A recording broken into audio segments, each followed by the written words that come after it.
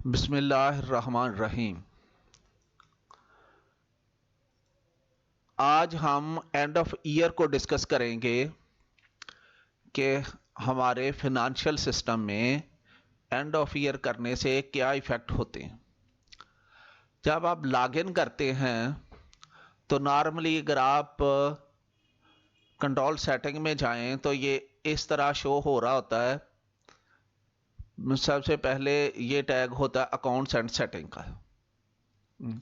अच्छा, जब हमारा फाइनेंशियल ईयर की डेट गुजर जाती है, जैसे इसमें 1 जुलाई से 30 जून दी हुई है, ठीक है। यूं ही 30 जून से आगे 1 जुलाई या 2 जुलाई आ जाएगी तो इसी जो सेटिंग में अगर आप जाएंगे तो आपको इस तरह ये चीज़ मिलेगी कि अकाउंट सेटिंग से पहले एंड ऑफ फाइनेंशियल ईयर का टैग अपीयर हो जाएगा और साथ ही ये ऊपर complete entries of current financial year then go to control panel का ये मैसेज आ जाएगा कि आप यहाँ पे जाके एंड ऑफ ईयर करेंगे।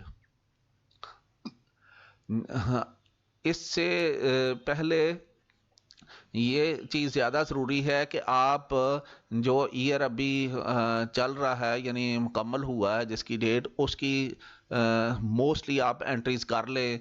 कुछ कम जो बाद में बिल वगैरह आने को रह जाएं तो रह जाएं, अदरवाइज ज़्यादा एंट्री कर लें। फिर आप एंड ऑफ ईयर पे क्लिक करें तो आपके सामने इस तरह end of year financial year का एक फॉर्म आ जाएगा। उसमें जो लास्ट ईयर है उसकी डेट आ जाएगी और न्यू फाइनेंशियल ईयर की डेट आ जाएगी। इसको आप सबमिट करेंगे, ठीक है, तो ये एंड ऑफ ईयर का प्रोसेस कंप्लीट हो जाएगा। आप लॉग आउट करके दोबारा सॉफ्टवेयर में लॉग इन हो जाएंगे, ठीक है। अच्छा, इसके का के नॉर्मली एक दो एंड ऑफ ईयर करने के बाद आपके एक दो इफेक्ट ज़ाहिर होंगे।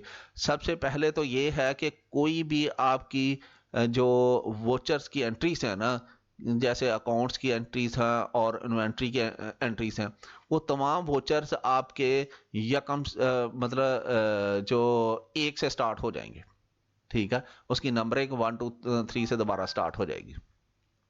दूसरा, आपके जो न्यू कोड्स में है, जैसे ये कस्टमर कोड है, सप्लायर कोड हैं, इनमें ओपनिंग डेबिट क्रेडिट डीएक्टिव हो जाएगा।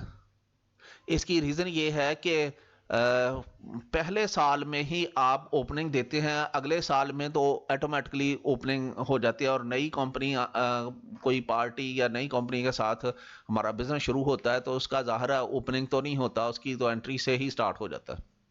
इसी तरह आइटम कोडिंग वगैरह का भी जो स्टॉक है ना, ओपनिंग स्टॉक हम पहले साल में ही देते हैं, उसके बाद ऑटोमेटिकली हमारा जो स्टॉक है ना वो मैनेज हो जाता है। हाँ, अगर कोई आपने चेंजिंग करनी है, जैसे कस्टमर का गलती से ओपनिंग बैलेंस दिया गया है, उसको आप चेंजिंग करनी है तो आप प्रीवियस ईयर में जाएंगे।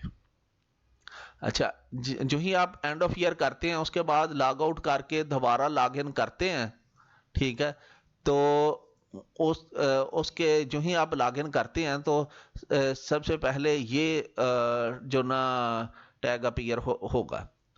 इसमें आपके के पास ऑप्शन आएगा कि आपने जो करंट एंड ऑफ ईयर करने के बाद आप जो करंट ईयर है उसमें जाना है या पिछले साल में जाना। अगर आप पिछले साल को सिलेक्ट करेंगे तो फिर आप पिछले साल में चले जाएंगे, वो पिछले जो एंट्री करेंगे वो पिछले साल में एंट्रीज होंगी, नए साल में एंट्रीज नहीं हो सकेंगी। और नए साल में आप जाते हैं तो आपकी तमाम एंट्रियां नए साल में होंगी, पिछले साल में नहीं होंगी। यानी एक तरह से अलग हर ईयर की अलग अलग एंट्रीज हो जाती हैं। अच्छा, अब इसको आपने बाज़ दफ़ा आपका ट्रायल बैलेंस और बैलेंस शीट नए साल में सेट नहीं होती, ठीक है। अच्छा, उसको आपने सेट करने के लिए अगर आपको कोई सेटिंग नहीं हो रही तो आपके पास एक ऑप्शन है, कंट्रोल पैनल में आप जाएं, सेटिंग में जाएं, तो यहाँ पे आपके पास है previous year profit and loss and closing setting, ठीक है। इस पे आप क्लिक करेंगे तो ये आपको जो ना इस तरह एक ईयर का जो ना एक फॉर्म दे देगा कि जो आपका हर साल उन्होंने किस डेट से किस डेट को स्टार्ट हो रहा है, प्रॉफिट एंड लॉस का उसका अकाउंट का कोड क्या है, उसका नेम क्या है, उस साल में प्रॉफिट हुआ या लॉस हुआ, अगर प्रॉफिट हुआ तो पॉजिटिव अमाउंट होगी, अगर लॉस हुआ तो नेगेटिव में आएगी। और ऐसे ही क्लोजिंग स्टॉक, ये जो नेगेटिव में तो नहीं हो सकता स्टॉक, ठीक है। हाँ, इस तरह आ जाएगी। अच्छा, अगर आपने खुद से इसको चेंजिंग करना है, प्रॉफिट एंड लॉस आपका चेंज हो गया, स्टॉक चेंज हो गया, तो आप एडिट करके इनको दोबारा सेव करके चेंज कर सकते हैं।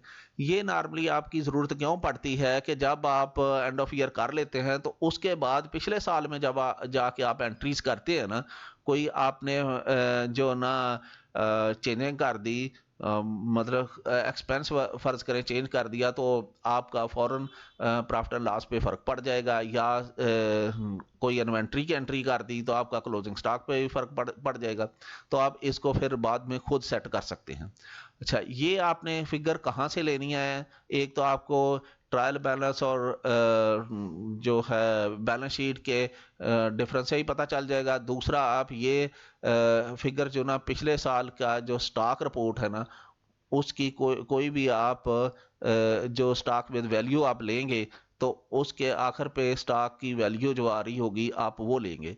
ये वो वैल्यू होगी जो पिछले साल के जो इससे प्रीवियस ईयर है उसकी जो क्लोजिंग वैल्यू थी वो आप लेंगे, ठीक है। वहां से ले लें, या आपके पास एक और ऑप्शन है ग्रास प्रॉफिट का, कि ग्रास प्रॉफिट जब आप लेते हैं तो उसके भी जो आखिर पे क्लोजिंग स्टॉक का वहाँ पे स्टॉक की वैल्यू दी होती है, ठीक है। ये स्टॉक की वैल्यू दी होती है, ये आप स्टॉक की वैल्यू यहाँ से ले सकते हैं। और जो ग्रास प्रॉफिट के बाद आप नेट प्रॉफिट लेते हैं उसमें आपका नेट प्रॉफिट या नेट लॉस की जो है ना वो आप फिगर ले सकते हैं। वो फिगर आप लेके यहाँ पे एंटर करते हैं। अगर आपका प्रॉफिट है तो ये पॉजिटिव में होगी, अगर लॉस हुआ तो नेगेटिव में फिगर होगी, ठीक है। ये एडिट करके आप ये सेव कर देंगे, ठीक है। आपका ट्रायल बैलेंस और बैलेंस शीट जो नई है करंट ईयर में, वो भी बैलेंस हो जाएगी। ये था नॉर्मली जो ना एंड ऑफ ईयर के इफेक्ट। और नॉर्मली ये जो एंड ऑफ ईयर की जो फिगर है ये ट्रायल बैलेंस में दो जगह पे रिफ्लेक्ट हो रही होगी। एक तो ये रिजर्व एंड सरप्लस में वो खुद जो ऐड करता है एंड ऑफ ईयर के दौरान, यहाँ पे इसकी वैल्यू नॉर्मली ये लॉस है तो ये डेबिट साइड पे होगी, अगर प्रॉफिट होगा तो ये क्रेडिट साइड पे होगी, ठीक है। दूसरी उसकी फिगर है क्लोजिंग स्टॉक। ये क्लोजिंग स्टॉक जो है ना ये इस जगह पे जो स्टॉक एंड स्टोर में यहाँ पे रिफ्लेक्ट हो रहा होगा। ये दो, इससे आपका ट्रायल बैलेंस भी टैली हो जाएगा और बैलेंस शीट भी अगली टैली हो जाएगी, ठीक है। इसको अगर आप कुछ टैली करने में मसला आ रहा है तो इन फिगर्स को आप ना चेंज भी कर सकते हैं। ये था आज का एंड ऑफ ईयर के बारे में।